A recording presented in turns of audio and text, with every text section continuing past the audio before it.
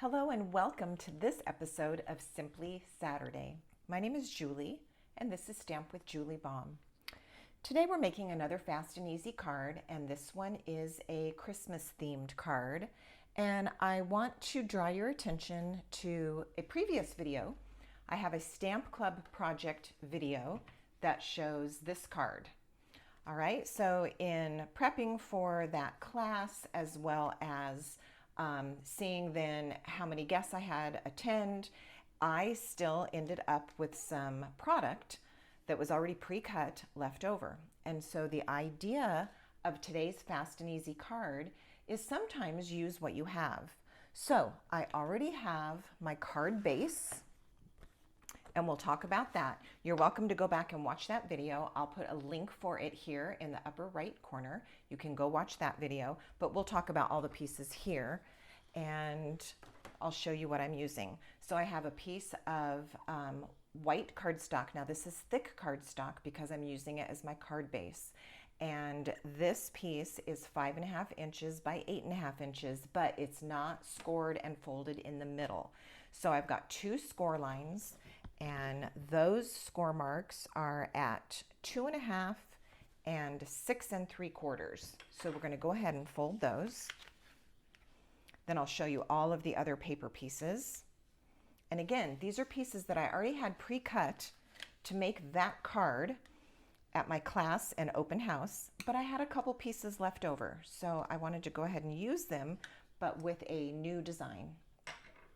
All right, so then we have a piece of real red cardstock, and this piece is 5.25 inches by 2.25. All right, we have a piece of white cardstock, regular weight. This is 2 3/4 inches by 2 3/4 inches. A piece of Secret Sea cardstock, cut 3 inches by 3 inches. And then a beautiful strip of designer series paper. And this piece is 1.5 inches by 5.25 inches. So the parts and pieces are the same as that other card, but we're going to do something different. And during today's video, I'm going to show you the basics, and then I'm going to show you a couple of optional steps that you can use to step up your basic card. All right, so for beginning, I will show you that this red piece for our fast and easy version is going to get glued here onto this flap. This fun fold card is going to open like this. All right, so we've changed the angle, the direction of the card. The one from the other class was this way. We're going to turn it this way for one simple change. And then this paper is going to go here. We'll go ahead and put that piece on now. And I wanted to use my Stampin' Seal today. I usually use my multi-purpose glue, which is probably my favorite, but I wanted to talk about this in case you have either not tried it or you've tried it and not been successful. A lot of people do prefer using this as their adhesive, especially if they find that they're kind of a messy gluer and they tend to get it all over their project, or they tend to get it all over their hands. This is a lot cleaner approach. So one thing to know about the Stampin' Seal is sometimes you have to take your finger and just advance it a teeny bit until you can feel that it is sticky and ready to go. Then you lay it down onto the piece that you're going to apply it to, and with a little bit of pressure downward, you're just going to draw a straight line back. And then the best way and the best trick to know about this is to break the adhesive. So it's almost like making a little check mark motion. So again, I'm going to bring it down and make my check mark. Sometimes when you don't make that check mark, there's not a clean break on the adhesive, and that can cause the roller to get all gunked up, and that causes more than half of the problems that you might find when using Stampin' Seal. All right, and then a little bit more on this edge, and we're good to go. All right, now when you are using a piece, when you're going to apply a piece that has Stampin' Seal, you have to pretty much be sure of your placement before you put it down, because you don't have time to move it around. It's going to grip on, and pretty much it's a one-shot deal. So you do want to eyeball it before you place it and be pretty sure that it's nice and straight and right where you want it. So there you have it. With the glue, you have a little bit of time to wiggle it around and position it better if you miss the first time. All right, as I mentioned, that red piece is going to go here, but we're not going to stamp it yet because that has to do with one of our options. So we're going to wait on that. All right, now let's take our white square and do our stamping on this. I'm going to stamp Season's Greetings, and I'm using Secret Sea ink. And this is going to get stamped right here, kind of in the center, over to the right, like so.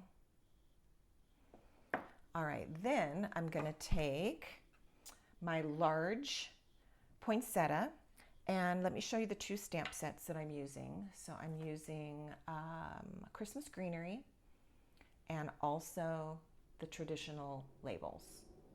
All right. So now with Real Red, I'm going to go ahead and stamp my poinsettia. This is going to hang off of this left edge, so I'm going to tuck a piece of scratch paper under here. This is going to go up very close to my G in Greetings. I want to fill that corner. Then there's a smaller flower, still kind of poinsettia shaped, maybe-ish. We're going to use that one today, and we're going to put two of those on. So we've got one here at the top, and we'll add a second one coming down a little bit closer to the S in the Seasons. All right, now it's really fun to add the leaves. We're using Old Olive ink. So I'm going to pick up the ink full strength at first, and I'm going to add a set up here. Then without re-inking, I'm going to stamp it a second time to get a pale green leaf, like so. Let's do that again. Full strength, and a second time to give it that pale green. Looks really beautiful. All right, let's do one more, and this time I'm just going to stamp off so I only get the lighter version, not the darker, because it might creep up here into my words, so I want it light, but I do want some leaves right there.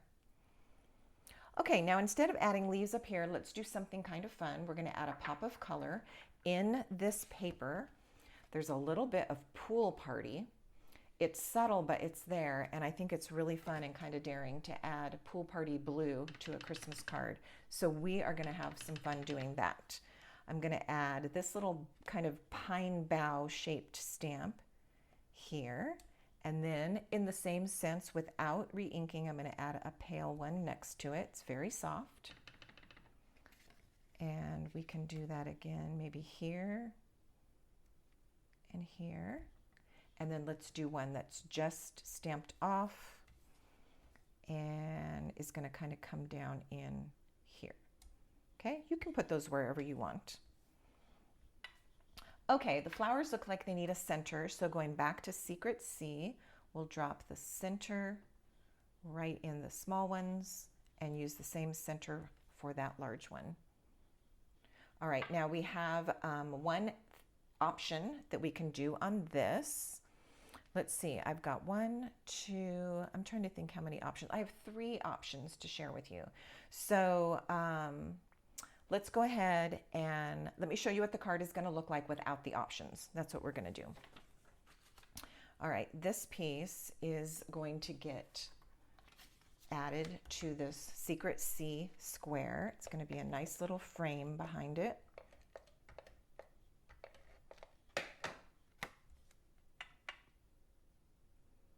And that really makes that dark blue pop.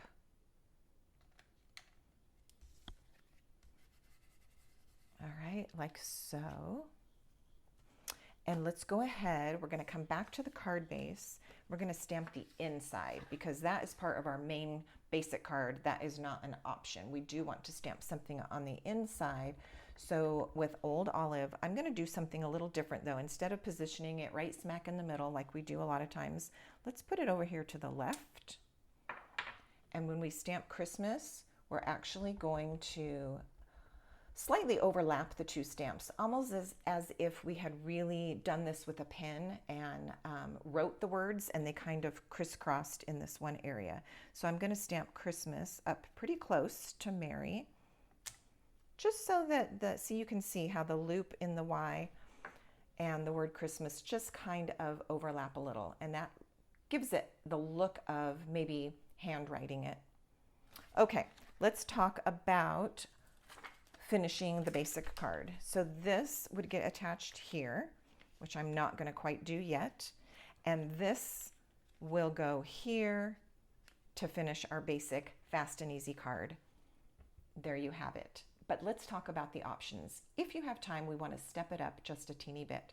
So coming back to this piece, we're going to use these little dots. These were probably actually meant to be centers to some of the flowers, but we're going to use pecan pie, and we're just going to use it as a little accent.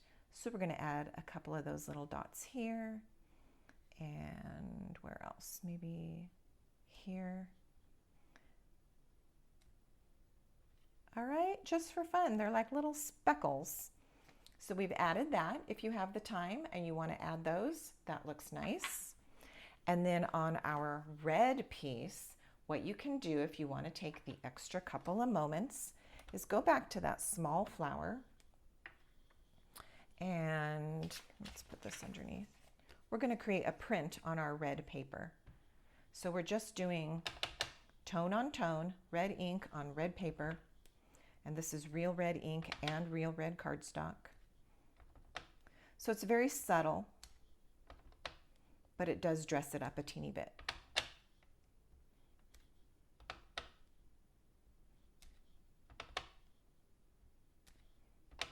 All right, it's a very random pattern, just stamping all over and kind of leaving an equal amount of space in between the flowers, like so. Okay, we can add this to the card front now.